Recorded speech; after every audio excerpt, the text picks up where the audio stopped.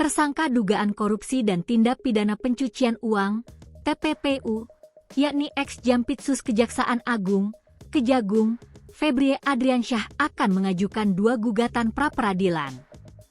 Anggota tim kuasa hukum Febrie, Firman Wijaya, menuturkan gugatan yang dimaksud terkait penetapan tersangka dan penahanan oleh Kejagung terhadap kliennya. Lalu, gugatan selanjutnya terkait penggeledahan yang dilakukan oleh kepolisian terhadap kediaman Febrie Adriansyah. Tim advokat akan mengajukan 2 permohonan pra-peradilan.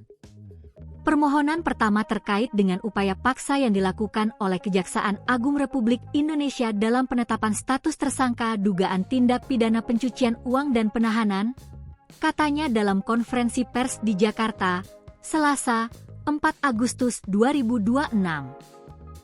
Kemudian permohonan kedua, upaya paksa status penetapan tersangka dalam dugaan tindak pidana pencucian uang serta penggeledahan secara paksa yang dilakukan oleh Polda Metro Jaya dan atau Kortas Tipikor Polri, sambung Firman.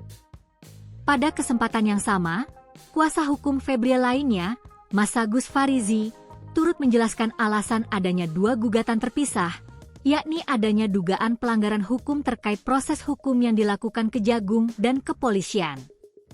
Menurutnya, penetapan tersangka dan penahanan terhadap Febrie oleh Kejagung telah melanggar KUHP. Upaya paksa yang dilakukan Kejaksaan Agung itu dalam penetapan, tersangka, dan penahanan. Di sana kita melihat nuansa yang sangat besar adanya pelanggaran pasal 105 ayat 5 dari KUHP untuk upaya paksa penahanan. Dan upaya paksa penetapan tersangkanya, kita melihat ada kaitan-kaitan dengan predicate crime-nya, tindak pidana asal. Persoalannya di sana, katanya. Sementara, dugaan pelanggaran proses hukum yang dilakukan kepolisian terkait penggeledahan dan penetapan tersangka terhadap Febrie dalam kasus Asabri. Hermawanto, kuasa hukum Febrie lainnya, menyebut pihaknya akan turut menempuh jalur hukum terkait penetapan tersangka sebanyak 2 kali terhadap kliennya. Dia menyebut pihaknya mempertanyakan dasar hukum dari penetapan tersangka terhadap Febrie. Juga akan mempersoalkan dugaan adanya penetapan tersangka sebanyak 2 kali terhadap dugaan tindak pidana yang sama. Kewenangan pejabat yang menandatangani surat penetapan tersangka serta kejelasan dasar hukum yang digunakan dalam penetapan tersangka terhadap klien kami, ujarnya. Menurutnya, langkah hukum tersebut perlu dilakukan demi menjamin kepastian hukum dan hak kliennya dalam proses hukum. Analisis ini, kata Hermawanto, membuat perlunya pengadilan untuk melakukan pengujian terkait keabsahan segala proses hukum terhadap Febrie dari penggeledahan hingga adanya pencekalan ke luar negeri. Serta tindakan supervisi dan pengendalian yang dilakukan Kortas Tipikor Polri dalam pelaksanaan penggeledahan dan penyitaan serta pengambil alihan penahanan perkara dari Polda Metro Jaya, jelasnya. Kuasa hukum Febrie sempat temukan 9 kejanggalan. Sebelumnya, kuasa hukum Febrie lainnya, Febrie Diansyah, menjelaskan adanya 9 kejanggalan terkait proses penanganan dalam kasus yang menjerat kliennya tersebut. Poin pertama, kata Febrie, terdapat di 3 surat perintah penyidikan, Sprindik, Kejagung.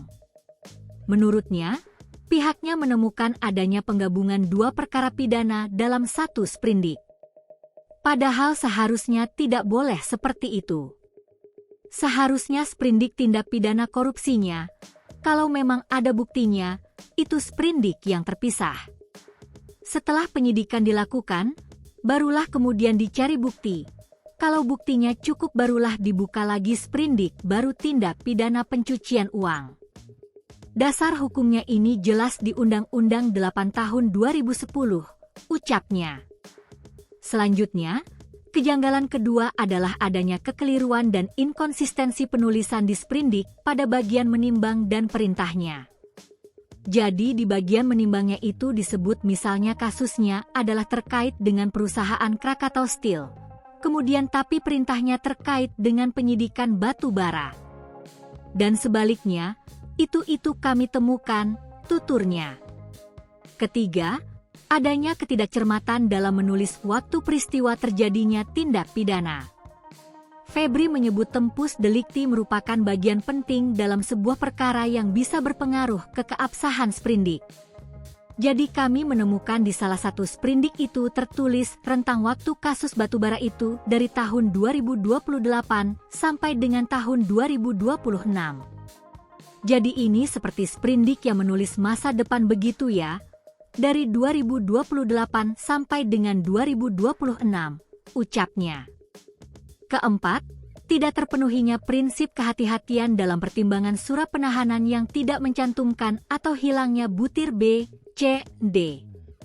Kelima, Febri mengatakan pihaknya menemukan soal penetapan tersangka yang melanggar prinsip lex favor reo. Ia mengatakan dalam sprindik, kliennya ditetapkan sebagai tersangka karena melanggar pasal di Undang-Undang 8 tahun 2010 di pasal 3, 4, 5. Padahal pasal-pasal tersebut sudah diubah, sudah diatur yang baru di KUHP baru di pasal 607. Nah, persoalannya di sprindik ini, di penetapan tersangka ini disebutkan seluruh pasalnya. Padahal di KUHP baru kan diatur prinsip lex favor reo, dilihat mana aturan yang paling meringankan bagi terdakwa. Ada di KUHP pasal 3. Nah, ini yang kami duga diindikasikan dilanggar, jelasnya. Keenam, penetapan tersangka terhadap kliennya dinilai tidak memiliki predicate crime dan tidak sinkron dengan sprindik TPPU. Sprindik utama TPPU maksud saya ya. Jadi di sprindik utamanya, di sprindik umumnya, itu tipikornya disebut Asabri. Asabri ini kan penanganan perkaranya di 2021 atau 2022 di Kejaksaan Agung. Sementara di sprindik tersangkanya itu disebut rentang waktunya dari 2018 sampai dengan 2026. Jadi ada zona yang tidak jelas antara 2021, 2022 dan mundur ke belakang di 2018, tuturnya. Ketujuh, terkait penahanan yang menurut Febri ada pelanggaran khususnya di pasal 100 ayat 5 KUHP, di mana ada 8 syarat penahanan namun tidak dicantumkan dalam surat perintah penahanan.